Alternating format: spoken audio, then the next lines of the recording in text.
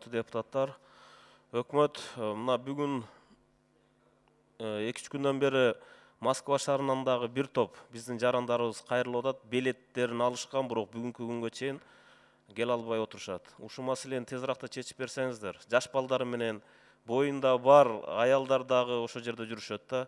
Ушул эң бир негизги маселе болуп атат.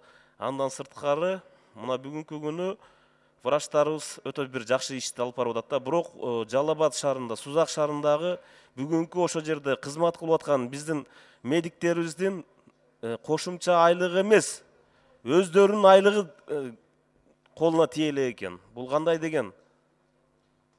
Кайсы жакты карап турат? Космос Сариевич деген бир жок деген ошо биздин азыркы ошол жерде күнү түн иштеп аткан